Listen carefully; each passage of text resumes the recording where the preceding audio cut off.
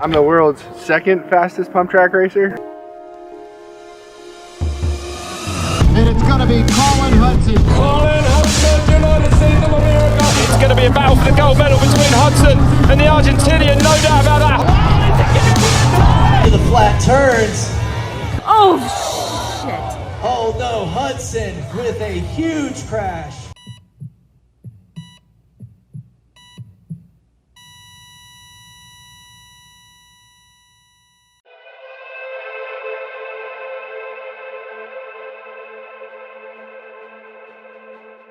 I'm from Longmont, Colorado. I'm 24 years old and I've been riding bikes since I was 7 years old.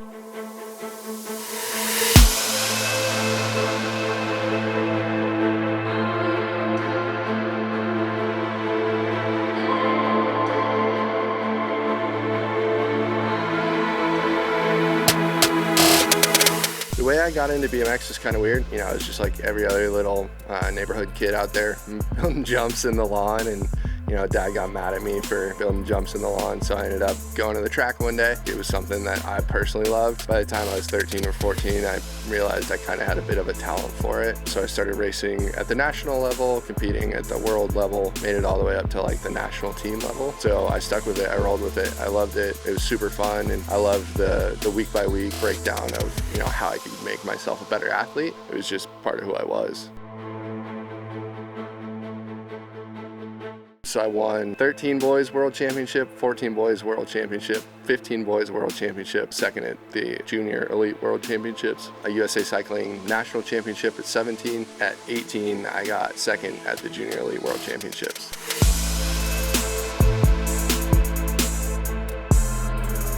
When I changed to mountain bikes, I won a collegiate slalom national championship, a BMX national championship for collegiate, and then a third slalom national championship.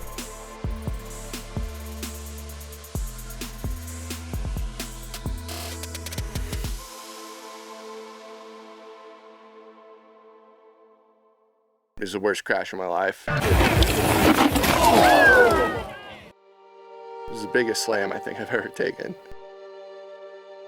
It was the mountain bike national championships, which was at Winter Park in Colorado. I had qualified fastest that day, and like everything seemed like it was going well. I didn't really think anything was gonna go wrong.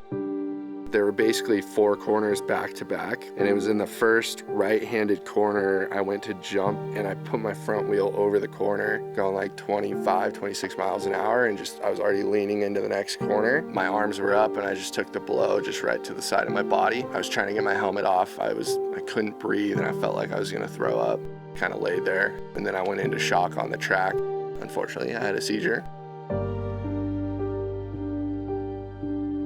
The injuries involved a blown pancreas. They actually went in to do the surgery to find out what was wrong. They couldn't really find out what was wrong from the MRIs. My spleen wouldn't stop bleeding, so they ended up taking my spleen, and then apart from that, just, you know, a broken finger and a couple broken ribs. So I was in the ICU for 8 or 9 days, and then I was in the regular hospital for another 3 or 4 days. I had to kind of overcome everything. I was in a super dark place, you know, post-injury, and I was on prescription meds for like 10 days. So I came out of the hospital and I was, you know, fighting minor addiction signs from withdrawals and that sort of thing to painkillers. So I really struggled. I was supposed to race mountain bikes that week, and obviously, you know, with the injury, I was just sidelined. There was a couple months that was just, you know, awful, and it was pretty brutal to come back to wanting to ride a bike. I've definitely considered quitting riding bikes, but at the end of the day, you know, every time I'm injured or every time I'm watching from the sidelines, it's not the same.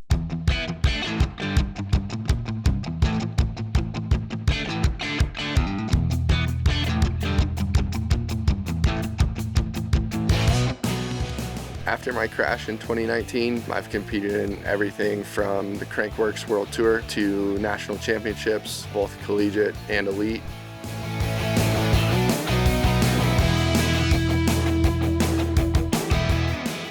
I'm pretty much back to the top of the sport, competing in the highest level events. To come back mentally and be okay with racing and being able to medal in that national championship was something that was probably one of the highlights of my career. To just like move forward from everything that had happened, to come out of this on the other side of it with a medal, like it just seemed like such a positive thing to do and like a big weight off my shoulders.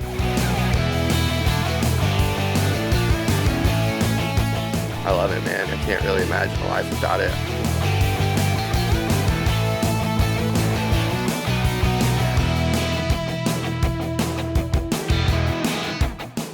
The things that brought me back to racing after such a severe crash are just my love for riding bikes and my competitive drive. I know I deserve to be up there, or I can be up there, and with my work ethic and my motivation, I deserve to be up there. I don't think I ever want to watch a race from the sidelines as long as I'm healthy and able to. So that's why I'm still racing.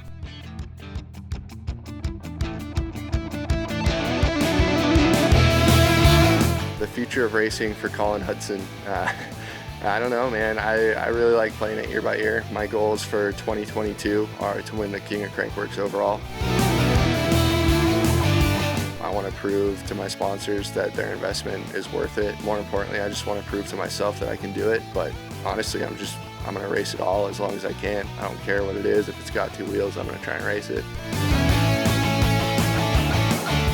Riding bikes has always been part of my life, hopefully part of my future. It's part of my college career. It's who I am really at this point.